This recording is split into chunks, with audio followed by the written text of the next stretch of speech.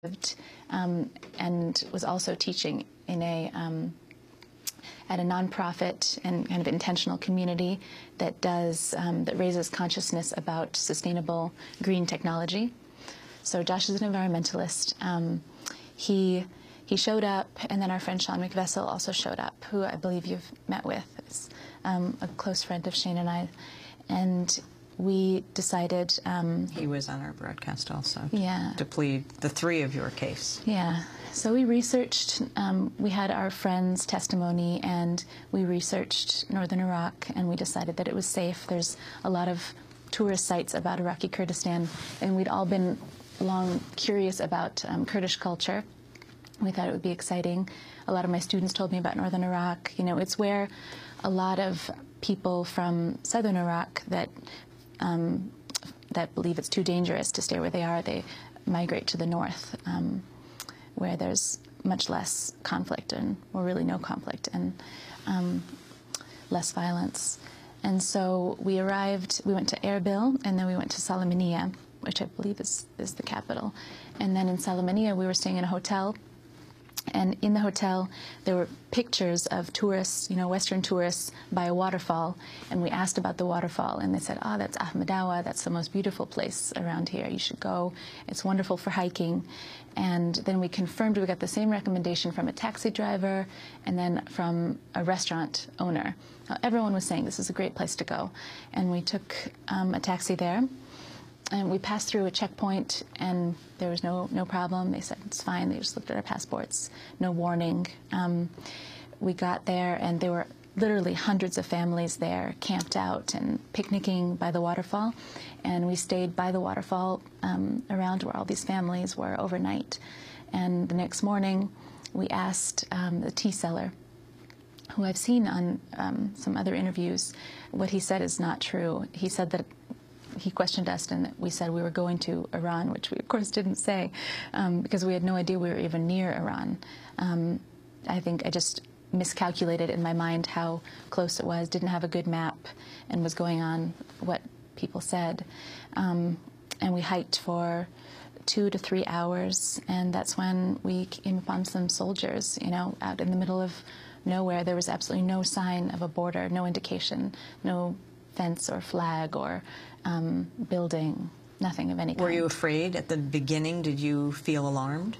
I felt alarmed, but not greatly alarmed. You know, I mean, Shane and I traveled quite a bit in the Middle East, you know, in the year preceding our arrest, and I think everywhere we went, people were so kind and so generous and so non-judgmental about us being Americans. You know, once they found out more about us, they were just welcoming and curious, and I had really one of the best years of my life, you know, and didn't have any reason to be particularly alarmed. I felt safe when I was around people that were native to the area, that they knew the territory, and if they weren't alarmed, I didn't need to be alarmed either. So then what happened? The soldiers, we assumed they were Iraqi soldiers because we had no indication, no idea that we were near Iran. And so we thought, okay, they're just going to ask us a few questions, and, you know, they have guns, so we can't just refuse them and walk away. They were quite a ways in the distance when we saw them, and they gestured for us to come closer. And we came closer, and they told us that they were Iranian, and forced us to get into a car with them. And were you able to make a phone call? We did, yeah. We begged and pleaded with them and told them that our friend Sean McVessel was waiting for us. He was on the way to the waterfall.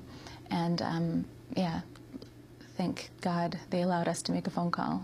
And we called Sean, and he actually hadn't left Salaminiya yet, so he alerted the authorities in Baghdad. And where were you taken? Police station. For the next 3 days, they drove us around Iran, and we were sort of traded off several times. And it wasn't until the 4th day that we arrived in Tehran and were torn apart and thrown in separate prison cells. What about this investigation by the nation and the investigative fund, a 5-month investigation that located 2 witnesses to the arrest who claimed that the 3 of you were on Iraqi territory when you were arrested, not in Iran, as Iranian officials have asserted? I'll probably never know exactly what happened. I read the Nation article, and it's certainly possible. Like, I myself have no knowledge of where the border is and couldn't see the border. There was no marking? No marking, no. We were on one trail, you know, behind the waterfall, a dirt trail.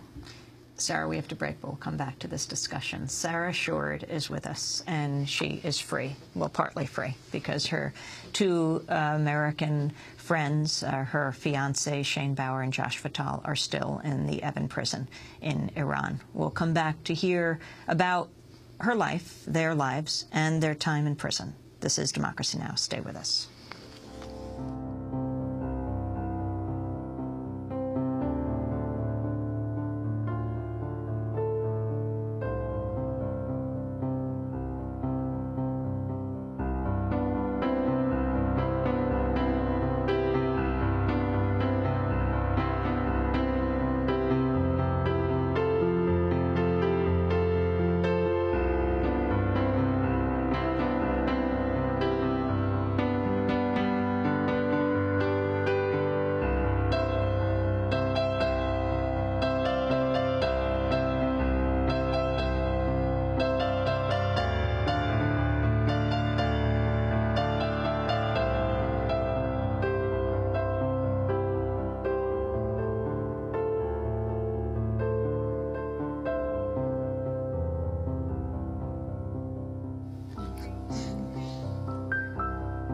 Jay Flash here on Democracy Now!, democracynow.org, The War and Peace Report. I'm Amy Goodman, and our guest is Sarah Shourd. She is now free. She must find it unusual to be described now as, and will forever be known as, the American hiker. How does that feel? Well, it's accurate. I mean, we were hiking, but the first time we found out about it, through a letter, and when we were in prison, we were pretty amazed. We were like, the hikers. Okay, well, that's true. She is one of 3 American hikers. She, her fiancé now, Shane Bauer, and friend Josh Fatal were taken by Iranian soldiers, and they were in prison for the next 14 months. She has been freed. Shane and Josh have not. So you're taken ultimately to the Evin prison. Talk about your time in captivity, where you were kept, where Josh and Shane were kept.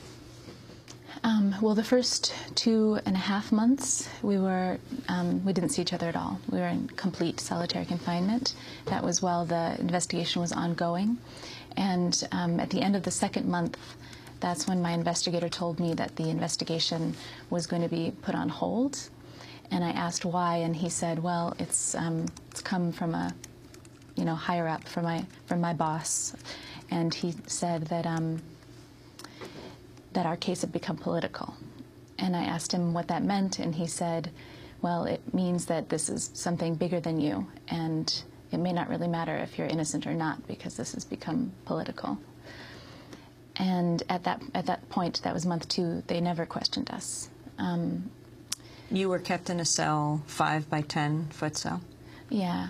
Yeah, the first month we switched to a different area of Evin, but in both places I was in complete solitary confinement, and so were Shane and Josh. And we only saw each other a few minutes after begging and pleading and crying constantly. They let us see each other a few minutes. They were together? No, not the first 2 months. And how did you keep your sanity? Well, my favorite quote about prison is that prison is not hell the way that a lot of people imagine it, fire and brimstone. But there's very little heaven there. And I don't know what's worse, a place, like hell, or a place with no heaven. And I think the constant struggle of staying sane in prison and in solitary confinement and keeping your hope alive is just to find enough heaven inside yourself or inside each other to get through the day. And that's what Shane and I and Josh, we did for each other as much as possible. I've never had to tap into my internal resources as much as I did there. Did you have books? In the beginning, no, but they slowly increased. Towards the end, we had enough. And then you saw them, what, an hour a day in a courtyard? Yeah, half an hour increased to an hour. In the last month, it was 2 hours. And you got engaged there? Yes. To Shane? Mm-hmm. How did that happen? it was a surprise. Sometimes Shane would come out to the outdoor area alone. Josh would stay in his cell so we could have time alone together. And he did that, and I remember I was having a particularly bad day, and he said, oh, there's something I want to talk about. And I said, I hope it's good, because I can't handle much today, you know?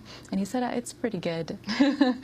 And he asked me to marry him, you know. I made engagement rings out of string, and it was, in the circumstances, quite romantic. Are you wearing it now? Yes, I am. I won't take it off until Shane is free and we get maybe other ones to replace them. Talk about how you came to be in Syria and then taking that hike. Where did you grow up, Sarah? I was born in Chicago, and then my mother and I, we moved to LA, and then after high school I moved up to Berkeley. And